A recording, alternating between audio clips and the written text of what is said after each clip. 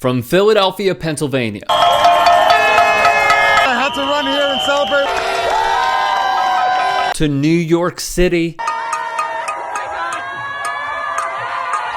And Spike Lee.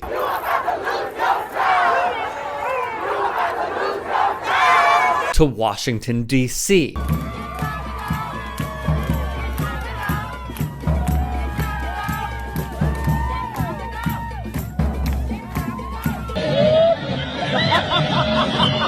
People were just fed up. Across our nation, folks took to the streets to breathe a sigh of relief and let off steam of having to endure a failure of a man after nearly 4 long years. However, throughout all these celebrations, there was one song routinely played. You've likely seen many dissenters of the Trump crowd bump it as they're riding past a Trump rally, a Trump meetup, or even at a stoplight with another car donning a Trump 2020 flag. It is the anthem to everyone who despises Donald Trump. It is YG and Nipsey Hussle's song, FDT. The result was this. On November 7th, FDT was downloaded 3,000 times, according to initial sales reports to Nielsen Music /MRC data. A 740% gain over the song's sales count on November the 6th. The Daily Mail reported sales of FDT had previously increased on Tuesday, the day of the actual election, which was drawn out over the course of several days as several key battleground states needed more time to count absentee ballots.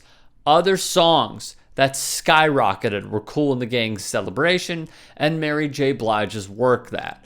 Speaking of. I want to decode some of the stuff that Kamala did for the base of this party. First of all, she walked out to Beyonce. CNN's Van Jones apparently doesn't know the difference between Beyonce and fellow Queen Mary J. Blige. Many tweeted their criticisms of Jones, who deserves the brunt of it, not just for his confusion on the night the presidency was called for the Democrats, crushing the hopes of Republicans and the Trump family, but for his work with the Trump White House, including his, let's call it, cushy relationship with Trump advisor and man who has no soul, Jared Kushner. But back to these two, YG and Nipsey Hussle.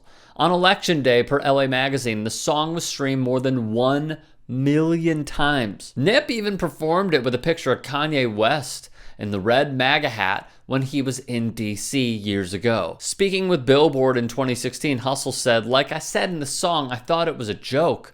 It was like, are we actually taking this serious? Are people really taking this dude as a legit presidential candidate?" When asked what pushed to make the song, YG responded, "It got to a point where Trump was disrespecting, saying stuff that makes no sense. Me and Nip always talk about doing real stuff about these politics, stepping up and saying stuff other dudes are not doing, so we finally hit the studio and really did it." When the inspiration and passion takes over, you get FDT from 2 LA-based rappers that made it in less than 1 hour. Him being so vocal and one-sided on how he feels about Mexican people, as far as categorizing them as illegal immigrants and that they make no positive contributions to the country. Number one, I'm from LA, so I grew up with Mexican people. And number two, I see Mexican people at all my concerts that really support.